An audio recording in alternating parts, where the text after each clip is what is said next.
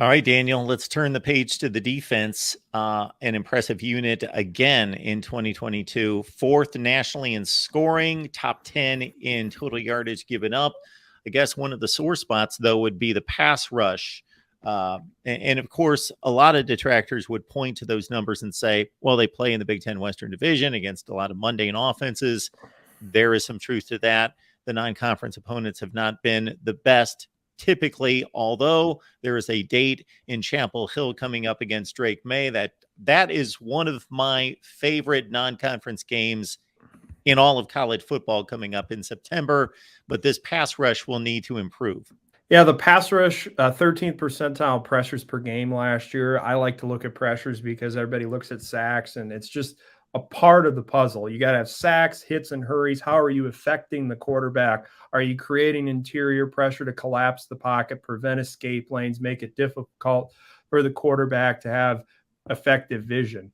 Minnesota last year, rush and sink occasionally during the season. There was a lot of moments like the Nebraska game last year where it really clicked and they were able to take advantage of an offensive line that was struggling. Now I see the upside among this group, both, in the spring and talking to players. The quick twitch athleticism is the big takeaway. They have a lot of players that with explosive profiles and versatility, length, speed, and power. Ja Joyner is a player to watch this year as a potential breakout candidate. He can be moved all over, pass rushing off the edge from the 5-tech spot. The big key for him, he was pretty disruptive last year, finishing rushes. When he gets to the top of the rush, being able to flip his hips at a 90-degree angle and, turn some of those pressures and disruptions and wins into sacks. That will be something to watch for, along with Kyler Baugh in the interior. I'm a huge believer in interior pass rush. I believe it's a huge contributor to success. Minnesota took a step back. They were very, very strong in that area the previous season and felt like they took a step back. But Kyler Baugh arrived later last season. He got better as the season went on. He's the type of player who's very strong, one of the players that shines in the weight room the most among Minnesota's defensive line, plays with outstanding effort. I mean, when you watch the games, Kyler Baugh is someone that steps up and stands out just because of his ability to play with a constant motor. So those two are going to be key along the defensive line, along with that rush end spot. Thomas Rush is departing. So you got Danny Strigow, who saw some rotational snaps last year. Chris Collins, a transfer from North Carolina, who we didn't get to see in the spring. He was out with an injury, expected to be back, it sounds like, for fall camp. So those two are going to be key rushing off the edge. They need to get some production from them. And then I'm looking at the 3-technique defensive tackle spot. Devin Eastern is a younger player with a lot of intriguing traits physically. And from an athletic standpoint, it's just putting all the pieces together. If he can make things click next to Kyler Baugh, that would be huge. They also have Darnell Jeffries, a transfer from Clemson, who, when you turn the tape on from the start of last season to the end, saw substantial improvement. It looks like he got stronger in the strength program, which I think was a goal with everybody involved. And I haven't even mentioned yet Jalen Logan Redding, who will be playing the 5-tech with Ja Joyner. I have heard really good things about Jalen Logan Redding, just his improvement athletically, quick first step, player who can set edges, play well in the run game, smart player who studies the game at a high level. Minnesota has very, very good talent at the 5-tech defensive end spot. Ja Joyner, Jalen Logan Redding, and Anthony Smith, who's a player to keep an eye on for the future. 3 very good pass rushers there. It's just going to be defensive tackle and rush end. How does that all play out? Do they get enough production from the interior? And a really good point to be made about the interior pass rush, getting in the face of a quarterback. The glamour guys are on the outside. They're fun to watch. They come off quickly. But if they don't get to the quarterback or heavily impact the quarterback, good quarterbacks are much more readily able to shrug off a pass rusher that's breathing down their neck or in front of them in their ear hole that they from a bit of a distance, rather than that pass rush right in their face, affecting throwing lanes and sight downfield and ability to step up and deliver the football.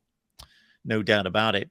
Got Daniel House here breaking down the Gophers for us. Catch Mine Gophers guru, breaking down Minnesota football, coming off 9-4 in a bowl win against Syracuse. Looking at the linebackers, returning leading tackler Cody Lindenberg with 71 stops there leads the charge. Yeah, Mariano Sori-Marin departing, which huge vocal voice in that defense. Someone who made a ton of adjustments, prepared at such a high level, like having another coach on the field. And I don't think people truly realize the impact that he had mentally as a leader, just the catalyst of that defense. Now the torch is passed to Cody Lindenberg, who got experience alongside Mariano last year. Super athletic player with great sideline to sideline range, can work as a blitzer, can play in coverage. Dynamic linebacker who, when the smoke all clears, might be the best linebacker that Minnesota's had a chance to work with from an upside perspective, and could be a potential player to really keep an eye on as a breakout name in the Big Ten at the linebacker spot. I remember watching Cody at a camp back when he was younger, and Minnesota offered him after the camp, I believe, and just the athletic ability. Now that he's been in the strength program, getting stronger, learning the defense, you see everything click, his processing being a step ahead, which is something that Minnesota really emphasizes in its linebacker room. So Cody leads the way there. Then it's more of a question mark about who is going to end up taking those other starting linebacker spots. You got Ryan Seelig coming in from Western Michigan, a transfer who provided value as a blitzer last year. That was one of the takeaways that I had, was impactful. You look at run stops, which measures how impactful a specific tackle was. He put up some great metrics in that area. Now it's all about adjusting to the defense, figuring out, what the scheme is like, playing within it, mastering the technique. And then, Minnesota is in a 4-2-5 defense, so they got two linebackers on the field. So that Sam linebacker role, it's not as much of a snap share. So they're trying to figure out who that player is going to be. Devin Williams is someone to keep an eye on for both the starting second linebacker role as the Will or the Sam as well. These guys are interchangeable. We'll kind of see how it works and plays out in the fall. But Devin Williams shows a lot as a blitzer. He's dynamic in that capacity where you can use him in passing downs and do a lot of different creative things. That's what I notice about this group, Mark, is the ability to, run a simulated pressure where you're dropping somebody and sending a second or third level defender as the fourth rusher. You're given that illusion that you're sending pressure, but you're really only rushing with four. Allows you to keep everything in front of you, play zone in the back end. That type of stuff combined with the blitzing and different things that they can do in the linebacker room. I know Joey Gerlach, a younger player, is someone who has a ton of athletic ability, has learned a lot. Keep an eye on him. Maverick Baranowski is the big name, though. I like him as a young player. It was a late ad in that last recruiting cycle from Florida. Very, very athletic. Good speed profile, lateral quickness. You saw that last year being around the football in the spring, and even this spring as well. Had to get stronger, learn all the block deconstruction techniques and everything. But he's someone I could see having a very nice fall and carving out a nice role just because of the upside in his game. So question marks at linebacker, but I have belief in Joe Rossi's ability to figure out what works because he does a great job of coaching up that position. Daniel, I think it's been underappreciated nationally how good Minnesota's been in the secondary under PJ Fleck in this last 3 or 4 years. When we look at the cornerback position in particular, what does the group look like coming back? Yeah, Terrell Smith heading to the NFL, drafted by the Chicago Bears. You said it. Minnesota has done a very nice job of cranking out defensive back talent over the past few years, and it's helped them in recruiting. Jordan Howden, a safety, was picked in the 5th round. Terrell going in the 5th round. A few years ago, you got Benjamin St. Juste getting drafted in the 3rd round. Chris Williamson got picked. And, of course, Antoine Winfield Jr., who is one of the best players that Minnesota's had defensively in recent memory. So that helps you in recruiting, gets you the ability to, continue adding talent at that position. Justin Wally's back, who I think is an underappreciated player. He doesn't get targeted all that much, sometimes because he's just so good at executing his coverage responsibilities. You look at yards per cover snap, quietly very good in that area. Also someone who really invests in the mental component of the game where he's studying tendencies and learning all the little intricacies that can give him an edge to understand the route combination and process at a faster level. So Justin Wally, outstanding talent, super athletic, has continued to get better every single year. He's the centerpiece there. But then through the spring, Mark, there was a lot of uncertainty about that cornerback room. They were able to bring in some transfers late. Trayvon Jones from Elon, who, while studying Elon, I was impressed with his versatility, able to play inside or out, depending on how Minnesota wants to use him and what they see throughout fall camp. I liked his tackling skills. You go and you look at the numbers. I mean, he was very skilled at not allowing yards after the catch. He was 22nd out of 220 FCS cornerbacks and allowing just 61 yards after the catch. I see him being someone who could potentially play the nickel or the outside, a good downhill burst and instinct, some physicality, like I said, the tackling skills. And then they also added Tyler Bride late in the second transfer cycle from Georgia Southern, a player who I see fitting very well in Minnesota's scheme. Some of the things he did at Georgia Southern maybe weren't the best for his skill set, where here the things that he will be asked to do should fit very well. I've heard good things about how he's been adjusting, just the ability to, get those guys in here, Mark. They were late additions. They got to get up to speed on the defense and what's expected. And at least they have the experience at the FCS level where they're not a young player being thrust into the role. They sort of have a working knowledge of what to expect. But I'm watching that. How quick can those players transition in, since they came in late and didn't have the spring ball? I also want to touch on Jack Henderson, who I think as a nickel, he'll be an early down nickel for Minnesota, could be one of the biggest additions for this team overall. I was looking at his tape from southeastern Louisiana. What a great find for the Gophers. Someone, in Minnesota's defensive scheme, you got to have an early down nickel who can fit the run, be physical, help you in the blitz game as well, or the simulated pressure game if you want to send a nickel. You look at what he did at the FCS level, 11 pressures, which was a top mark among FCS cornerbacks. He gives you a dimension there in the blitzing capacity as a rusher, 74th percentile in yards per coverage snap, per PFF's tracking, and then 32 defensive stops. I mean, he was impactful tackler for Southeastern Louisiana, fits the scheme well, a bigger body type, long nickel corner who has good athletic traits and really fits what Minnesota needs in an early down nickel corner to replace Michael Dixon, who went to Rutgers. So Minnesota definitely did some good things in the portal. Craig McDonald, Mark, they were able to add him from Auburn. He's transferred twice, though. They're waiting to see if they can get a waiver for him to get immediate eligibility. So should find that out soon. So Minnesota, they definitely made it a priority in that cornerback room to add talent there because they had some departures and players leave for the NFL. Folks, if you enjoyed the content, please please subscribe. Head on over to Gophers Guru. Check out Daniel's work right there, breaking down Minnesota football. It's pretty obvious here when he joins us, the insight, the information, the perspective that he provides. Daniel, you mentioned and broke down the game of Wally at corner. He picked off 3 passes last year. Tyler Nubin led the team from the safety position with 4 interceptions. Your impressions on this group? Man, Tyler Nubin, I tell you, he's in that category. I was around Winfield. I saw what Winfield did entire career. I mean, just a fun player to watch.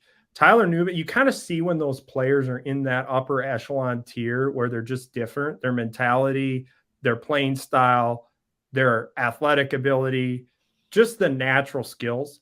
I would put Tyler Nubin directly in that category. He can disguise in the back end. You can buzz him and cover 3 buzz, and he'll make a play on the football, jump a route.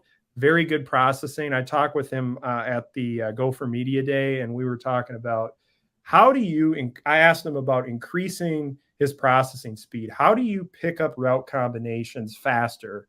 And he said this offseason, he's spending a lot of time trying to understand why offensive coordinators do what they do. So delving into their mind deeper.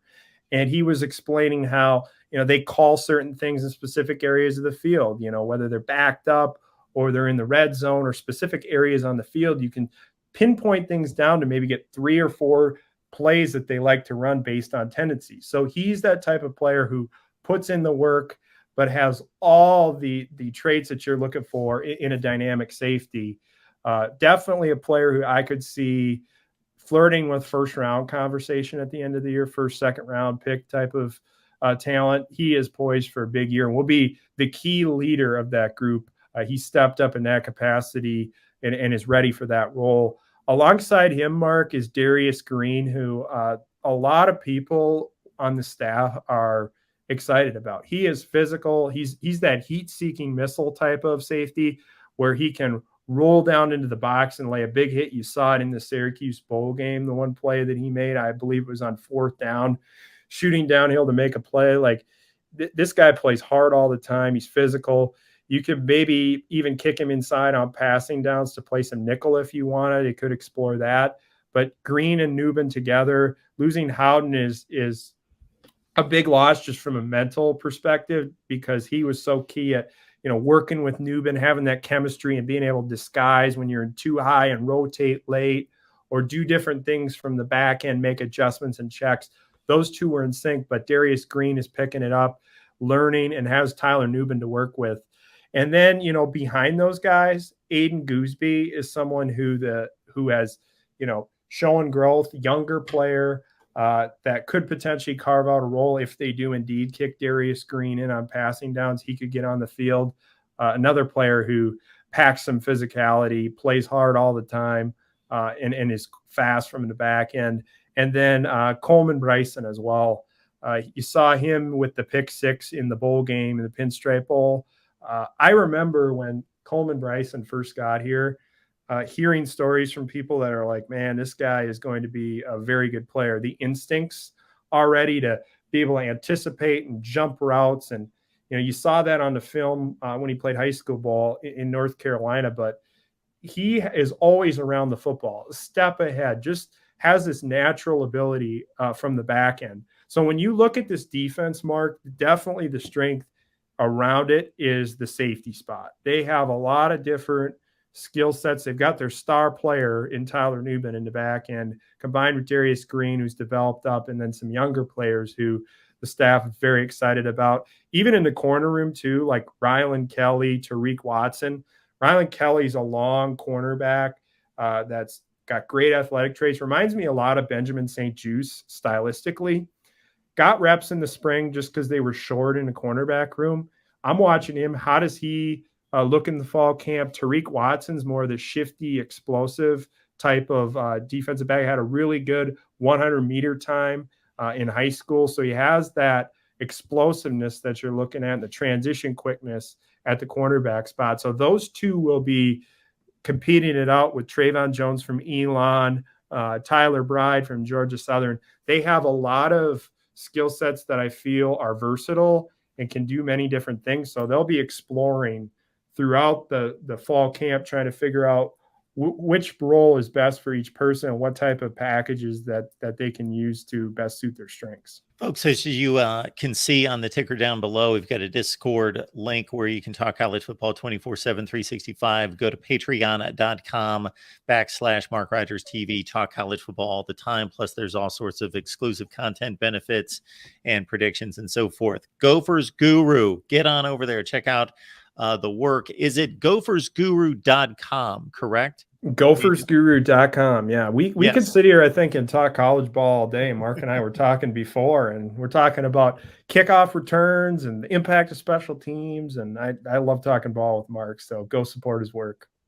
Thank you so much for that, Daniel. And you are so prepared, and to merge the analytics with also the game film breakdown, and to merge those two together to be able to see the statistics and the advanced metrics, and then for you to take that extra layer of work to watch the film and understand what it looks like on tape is just rare. So folks, support Daniel. You see the Twitter handle right there, Daniel House NFL. Well, Daniel, when you combine the offensive approach of running the football, which reduces the number of plays, squeezes the clock, with the defense, with the division and how the rest of the division plays, you're going to play some close football games. And Matthew Trickett hit 15 of 18 field goals last year, but they're going to have to replace his leg. Yeah, Dragan Kesic is the favorite to be the primary kicker. He has a big leg. He come in, when they wanted to potentially try a 50-plus yard field goal, and he's a left-footed kicker who has nice range, along with Brady Weeks, the long snapper, who I like giving the long snappers love. He has worked very hard all the way up to consistently improve his game, investing in all the resources to get there, and now he's in a spot where he's a type of player who could potentially explore an NFL career. That type of growth is what's fun for me to watch, is when players come in to see where they're at. And Brady's definitely one of those guys, along with Mark Crawford, who is the Australian punter, who, he's just become a mainstay, Mark. He's been here forever. He's an old guy. We were talking the other day about, during the interview, about open field punts versus coffin corner punts, because I like to break it up. Everybody looks at net yardage and all these different things. And I like to look at, okay, open field punts, coffin corner punts, let's split them up and look at them both separately. And so he was diving into the mindset about how he approaches blasting the ball directionally in open field situations versus dialing it back in the coffin corner. And it was fun to get his insight. I'm sure I'll be posting an article on that soon. But Minnesota has continuity experience returning in its specialist room. And Dragan Kesic has been around. It's not like he hasn't received plenty of reps. Trickett was a very good kicker, though. He's with the Atlanta Falcons right now. So definitely watching that specialist room, because special teams plays a big role in success. The teams that execute, not just in the specialist side, but on all the coverage and return units, they are successful. And Minnesota definitely has a strategic approach in how it handles returns, and when to take out returns and when not to, and how to handle bounce and catching punts and kicks. It's helped them develop sort of a quiet edge in some ways in the special teams category. Now, in terms of returning the punts and kickoffs, that is something that is often decided late in camp, or it's just something that needs to be figured out, of course, and Quentin Redding has been really good at that position. But how does Minnesota look forward in both the punt return, kickoff return, and the coverage units? How have those performed as well in recent years? Yeah, I look at Quentin Redding, one of the hardest workers on the team. You bring up, if you went in and paneled Minnesota's roster and said, give me the guys who put in the work and just constantly dial in, Quentin Redding is that guy. He's a smaller player, but apparently he squats at an extremely high level for a smaller guy. And you saw him, they did the reverse in the bowl game, and he took it to the house for a touchdown. He's quick when he hits the corner. In Minnesota, I'm curious to see how aggressive they are with the kickoff returns. I feel, and a lot of the fans are wanting more from a return game, where I'm more of the, call the fair catch, maintain the field position, only return when you feel like you really need to get a dynamic play. Because field position margin matters at the end of the game, and a few yards here or there can make a huge difference. I'm not saying that you shouldn't have a dynamic kickoff return game, but I also think that, there are certain times to do it and certain times not to. So they're solid in the return game. And then you look at, I want to spotlight Derek LeCaptain. You mentioned the running backs. He's coming in there. He's a linebacker playing running back against Northwestern a couple years ago. He played fullback before. Now, special teams ace, someone who just is, someone that the team talks a lot about as a vocal leader that can do so many different things for them and buys into what they're looking to do as a football program. So Derek LeCaptain is the heartbeat type of player in that special teams room that every team has to have. So, Daniel, you've studied this, and the average punt return in college football has to be about 6 to 8 yards, something in that range. And so you're telling us that risk of a fumble on a return probably, and the injury factors when everybody's having to block and run the football, of course, on a punt return versus maybe a situation in which if there's 25 seconds left in the game and you're going to fair catch at your own 22, then you might as well take the chance of trying to pick up 15 or 20 on a punt return or break the distance, because it could mean the game. Or like the end of the half, for example, where, there's not much time left. They're kicking it. You say, hey, let's try to make a big play here within reason. I feel it's the flow of the game where you got to understand what the score is, the team you're playing, what's their strengths and weaknesses, study their special teams units and figure out what are some weaknesses, where are vulnerabilities, should they take it out more this week or maybe not. That plays in. It's not even just the idea that you shouldn't be returning kickoffs a lot. It's just a matter of like figure out what the other opponent's strengths are and then adjust your approach on a weekly basis. But I would say leaning toward the fair catch and valuing the field position is something that I believe in. All right, folks, great stuff from Daniel House. GophersGuru.com is the place to be to catch Daniel's work on a daily basis. Daniel, would love to have you back sometime during fall camp, see what the progress is of Minnesota, and of course, look at the schedule in the upcoming season. Yeah, we got to talk about the schedule. I was watching Eastern Michigan's punter and kicker yesterday. They got good punter and kicker. So special teams of their non-conference opponents is good. And you already got that game circled on your calendar, North Carolina, Minnesota. It will be an intriguing game. I'm fascinated, Mark, to see how North Carolina does with some of the changes they made. Their offensive line struggled. They brought in Randy Clements, who's a respected offensive line coach, added some players in the transfer portal in the secondary where they were just very, very inconsistent last year. So how do those pieces come together? That will define North Carolina's season and their ability to take a step forward.